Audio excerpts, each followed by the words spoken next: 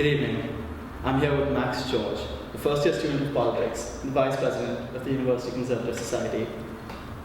With Craig Johnson, a PhD student of politics, and Sam Cook, first year linguistics students. We're here in a referendum week in Newcastle University, which is running alongside the union part-time officer elections. One of the main points of discussion is as to whether the NUS represents the students well enough. Dom Furin was quoted in the Telegraph as saying, "The NUS only serves a few delegates who attend the national conference. They have very little interest in representing the majority of students." Lucy Morgan had refuted this claim, citing the hypocrisy of Dom Furin's words. The idea that the president of the Newcastle Students' Union can accuse the NUS of being unrepresentative when he is part of an all-white sabbatical officers team is absolutely beyond me. So to start us off, do you think both the NUS and the NUSU are properly representative of the student body as a whole? It's a good question. I think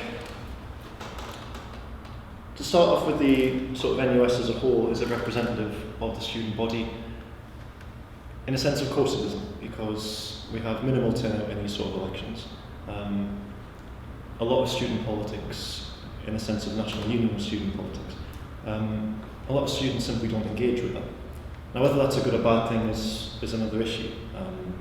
On the one hand, it's quite worrying. On the other hand, for many students, then they don't feel the national union students isn't really necessary for them. They have a very enjoyable 3 or 4 years at university, and that's not something they particularly need to engage in.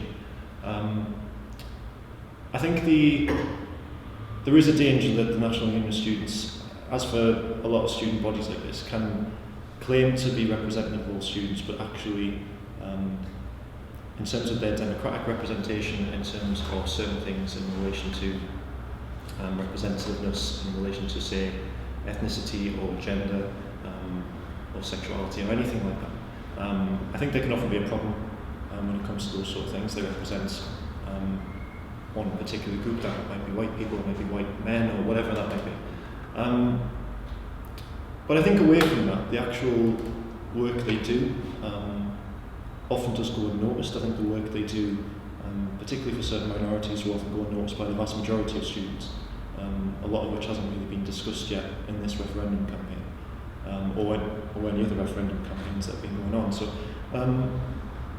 I think on the whole, the National Union of Students has a lot of issues when it comes to representation, but do they represent students better than individual student unions can? I think there's a lot of arguments that suggest they might. So Sam, speaking of representation, you're running for the chair of the Students' Union Council. If elected, what kind of changes do you think you, as a chair, can institute to try and get students more involved in the process of politics, not just necessarily voting, but understanding about how the NUSU works and what each officer does? Yeah, well, on my manifesto, I've said that one of my key aims is to increase engagement. So, moving away from sort of buzzwordiness of that will sort of involve sending out a leaflet to all incoming first year students that will go in the sort of pack that they receive at the beginning of the year. As I'm in first year and I didn't know about the council at all. I wasn't told about it by anyone sort of from the union. I was actually told about it by my friends who are in higher years at the university who were quite involved in that. It's just sheer luck that I knew those people and got involved with it. I'm also thinking of running a stall outside the union during the lead up to each meeting to promote something called Change One Thing.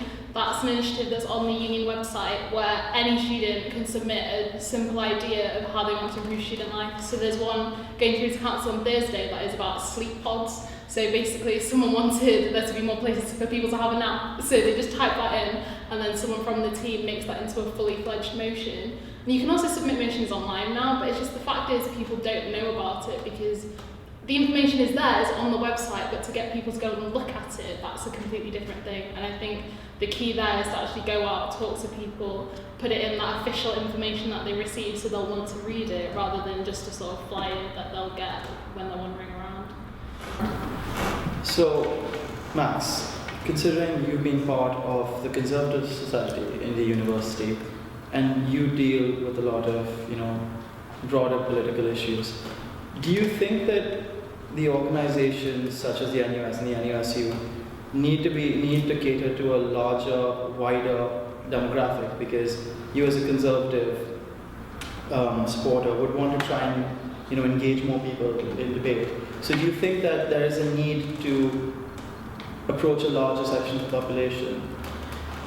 I think yes. I think there are a number of issues, and one of them is that was mentioned in the introduction that some criticisms of the NUSU sabbatical team has been that they're an all-white sabbatical team. And the issue about representation, when we're talking about representation in a democratic sense, is that it doesn't come through having X number of women or X number of men, it comes through the ballot box. And the fact is the people, the students elected that SAB team, there's a low turnout, which is obviously worrying.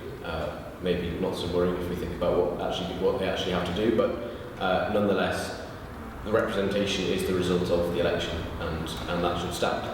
In terms of reaching out to more people, sometimes it does feel like the NUS and NUSU represent or deal with certain interests more than others. And I think that generally a lot of the interests that they do seek to cater for are for groups who feel that they need particular support or help, whether it's people who have mental health difficulties or ethnic minorities, or anyone who may feel that otherwise they may have a less fulsome experience at university, they get that help. So there's a lot of focus on those sort of people, and a lot of students who may feel that they're not part of a particular group may just feel that there's nothing in the NUS or NUSU that speaks to them. So now this is a question that sort of pertains to the kind of sort of skewed demographic that comes, because Newcastle University, as you almost know and be aware of, has a lot of international students, and they're increasing, they're increasing every year.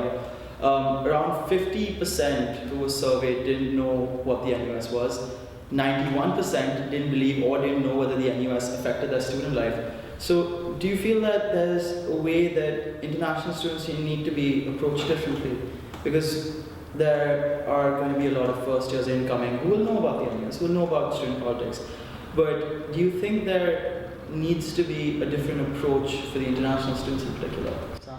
I think it sort of comes from where their information comes from. I think lots of international students are really heavily involved with cultural societies, and there was the Malaysian Society did like a huge festival over campus, I think a couple of weeks ago, where loads of people went to. So lots of international students are involved with their cultural societies. It's just getting that sort of political aspect that maybe comes from other societies, comes from other groups in there too. Because actually a lot of work that the NUS does really impact them. For example, the NUS are working heavily on the black attainment gap, which is that black students actually are significantly less likely to achieve a first than their white counterparts, and the NUS are doing a lot to think about why that is. The NUS also work on providing non-cooperation guidelines and legal advice for the Prevent agenda, which often can unfairly target students who are ethnic minorities, international students from Asia in particular. So the NUS does really help them. It's just making sure that they know about it, and I think going through cultural societies is the real way forward there. So Craig, do you think that given the amount of work that the NUS does do you think there needs to be a larger on-campus representation through the NUSR? Because a lot of the complaints that come with the NUSU, like of officers being, in offices, doing work behind the desk, and often as a result of that, a lot of that good work goes unnoticed. Do you think the NUS and the NUSU need to have more, face-to-face representation of the students? I'm not too sure they do. I think I'm not seeing much of the sort of criticism. That's the main criticism of the NUS. I think there's a danger we can sort of think of some kind of golden age of National Union of Student representation when 60% of students engaged in these elections, and delegates turned up and they represented everyone and it was very diverse. That's never really been the case. But I certainly agree with the point about the representation issue, where these people were elected, and the extent to which they represent those students is not solely determined by their gender or their ethnicity or anything else. It's how do they actually represent students, and they've won elections freely and fairly. And I think if they do their job behind the desk, I think we're doing a pretty good job here behind the desk now. It's not this. I saw this in the note at the NUS campaign about the NUS is now just full of bureaucrats and so on. I think any sort of criticism of a bureaucrat tends to refer to someone who does a job 9 to 5 and tends to do it pretty well. I think in terms of engaging people outside the student union, I think there's certainly more that the National Union of Students and the NUSU can do. I think it's part of a broader problem with student engagement, though. This is not a specific issue for a student union or a union of students nationally. Newcastle as a city and as a university has a problem engaging international students in its city, not just the student union. So I think it's certainly something the student union and the National Union of Students should be part of, but it's not a specific problem for them. I think just to kind of accord blame solely to them, I don't think it's a particularly productive way of going about it. So I think the issues of engagement with international students and other disaffected students perhaps are much broader than one particular student. So there have been local council elections, local police crime commissioner elections last week, with turnouts once being very low across the northeast, particularly in areas with larger student profiles such as Jasmine and Heaton, which only managed to register a third of the voters, while the Dean ward nearly had 50%. Do you think that the same accusations can be made about our politicians and councillors? Do you think that they need to be more representative of the living student body within, very large areas of Newcastle, such as Heaton and Jasmine? From a politician or councillor's perspective, no. Why should they? Students don't vote. Some students do, most don't. And if a student doesn't vote, Dean Ward doesn't have many students in. It has a lot of family residents, some elderly residents, certainly sort of 40 plus, a mixture of homeowners, more wealthy residents of Newcastle. They tend to vote, and so I think purely from a sort of rational perspective, should politicians cater to the needs of students? Not unless they're in heavily sort of populated student areas where the students tend to vote. I think it's also slightly different in local elections. You mentioned a third of registered voters in Jasmine. I expect a lot of those weren't students either. I expect the 2/3 to probably be students if they're registered at all. And the bigger issue, I think, for students is actually being registered to vote and the changes in that over the last couple of years. So it's the rational argument, they probably shouldn't cater towards students, they shouldn't be representative of students. Then there's the normative argument, students form, and young people generally form a huge part of society. Should they represent them? I'm assuming they should. Do they do a pretty good job? I think quite often they do. I think a lot of this, as with a lot of student union politics that we've been talking about, a lot of this will go ignored, and it doesn't necessarily reflect a disengaged, disaffected, alienated, apathetic group of young people. Sometimes it refers to a group of young people who are broadly quite satisfied, actually. So I think it's often more complicated and nuanced than simply students are being let down. Max, do you feel that a general lack of, not concern, but a disinvolvement or disengagement with students may come from the fact that students themselves don't contribute much to the community they live in? It's like that students don't pay council tax, and a large number of things like ASCOs have been issued against students. They've been rising in the student population as of the last 2 years. Do you think that those kind of factors might contribute to a mindset of not being too concerned with catering to students living in areas in Newcastle? Potentially, and there's possibly a link between students who live in an area who maybe don't even know that there are local elections going on, don't feel that really they have any kind of meaningful interaction with the local council. They're obviously temporary residents in a way. It's not their home for good. It might be for some people, but for the most part they're only there for a few years. But I think in terms of the representation that local councils are doing, as Greg rightly says, they're not only do they not have a rational imperative to represent solely students, because students tend not to vote, but also they're there to represent the whole community and to do the right thing for the whole of Jesmond. And I think it's right that politicians in general shouldn't just try to look after certain sections of society. They should think about the bigger picture. Too often they do just think about small sections of society because it's politically expedient to do so. But I wouldn't say that there is a lack of, I wouldn't say that local councils neglect. So, in government and student politics, how, and obviously this is going to be a very broad question, what specific ways would you employ to combat the problem of disengaged students, Sam? Because as you're running for a position right now in the Students' Union,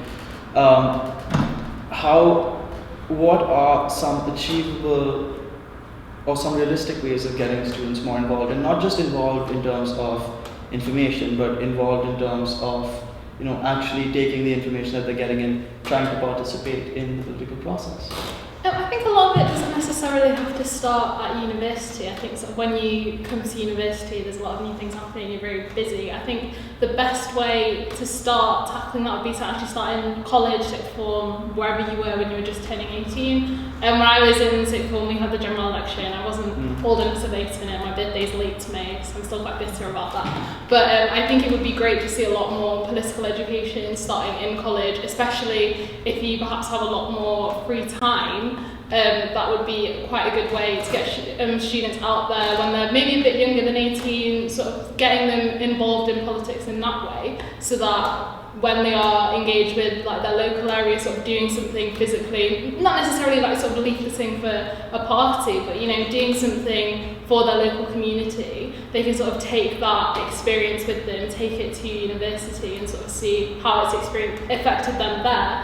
And then, they can then use that whilst they're at university and when they can vote, I think. So Craig, do you feel that given this argument of being engaged, and do you feel that there is a move for more young people to get involved in the political process on a local or national level? Do you think there's a large imperative for them to get involved, considering we're living in a very politically interesting time with referendums going in place? We're having 2 referendums in the space of 4 years, which will require a large section of the population to vote on something that could define the set of politics. I think it depends what I mean by the political process. I think, we talked before about student union politics, and absolutely fair points being made that there is engagement with the student union and the students' sort of political process beyond just the student union, the societies and everything else. And the same applies to the broader political process. There's a lot of evidence now that a lot of young people, students included, they might not necessarily vote in a local election where, mostly the issues about the council are to do with parks and bins and what days they're collected and how often they're collected, and rubbish in the streets and back lanes and so on.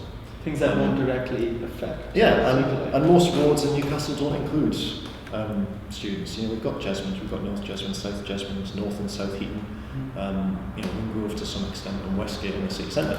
But we've also got Gosforth, we've got Kingston Park. We've got Walkergate out in the east. Elswick in the west. A lot of places where the council doesn't really need to concern students.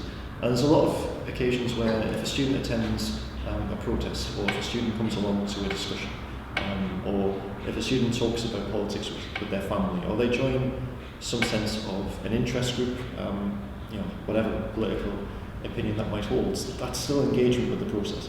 I think in time we hope that then converts in a want and a willingness to vote. But I think just putting it on the context of voting, I think is minimal. Yeah, and I think there are many more engagements with the political process than simply voting. I think that's how a lot of people, there's a lot more diverse engagement with the political process now than simply voting. So given the arguments of the political process, Max, do you feel that it's, like if you have, as being a member of the Conservative Society, do you feel that there's a difficulty in introducing people to, the student politics of the Conservative Party, because a lot of students who come in either vote with their families' way, or they vote for Labour, or they vote Conservative? Do you think that there is an added difficulty in trying to change the opinions of these people, to try and get them to understand the Conservative point of view from the students' perspective? I think there are 2 issues really. One is that a lot of people come to university who really are just not interested in politics at all, and there's you could take a cynical view on that and say that politics in general is quite a transactional affair, and that when people start paying taxes and feeling that they've got more to lose or to gain from the government, they're more likely to take a bit more of an interest at least at election time. In terms of getting people into the Conservative side, you're right, a lot of people who come have previous affiliations with the Conservative Party, whether that's through their family or they previously decided to join. But I think that all political parties have a role as well to try and create a message that they've got to put out to people. Too often, I think in some parties, including the Conservative Party, the message is a bit too limited or too a bit too narrow. And so it's inevitably going to be harder as a party of government to try and attract people in, because if you're talking about things that we want to do this, we want to do that, within that is an implicit criticism of your own party, so it's slightly more difficult. But I think that we as a Conservative Party next year, certainly we're going to be looking to do more in terms of talking about issues and trying to talk to people who maybe haven't been interested in politics before or who haven't got any affiliation, to try and get them involved, whether it's socially or more engaged in the political side. So Sam, closing remarks. Do you think that simply voting yes or no to the NUS is oversimplifying a matter that needs to be discussed with a wider? Yeah, definitely. I think it's a real shame that a lot of people don't know about the work that the NUS do. I think this issue has sort of boiled down to people thinking that the NUS want to ban Yik Yak, just something silly like that, when really the NUS do a lot of work to support our staff, to support the part-time officers who in turn represent particularly marginalised students who have particular needs. And it's a real shame that as a result of this referendum, they could be sort of left at the wayside when it's not really an issue that can sort of be decided after a few days of campaigning. So yeah, I do think it's an oversimplification. I'd broadly agree with that. I mean, generally with most issues, referendums are a horrible way of deciding things. They reduce things to a pointless binary a lot of the time. I think particularly with this referendum, it was just called last week, is that right? Something like that, yeah, there was a petition. Yeah, it's been very all of a sudden. a very sudden process, and I accept it's got a tie-in with other elections that happen. But it is a very difficult thing to debate. However long the election process was held and however much debate, you'd still get a pretty miserable turnout, I expect. Which actually suggests maybe the delegate system is not such a bad way of running. From the yes and no campaigns so far, such as they are, there's no real discussion. They're broadly answering different things, be it student representation or student discounts. They're not really engaging across, and it's a genuine problem. And I think because all the concerns seem to be strength upon the material aspect. Well, I think there are a lot of concerns we had with the National Union of Students, and particularly in its current form.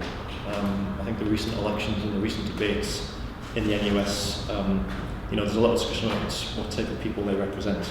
And that can be discussed demographically or can be discussed in broader context of how it represents people politically.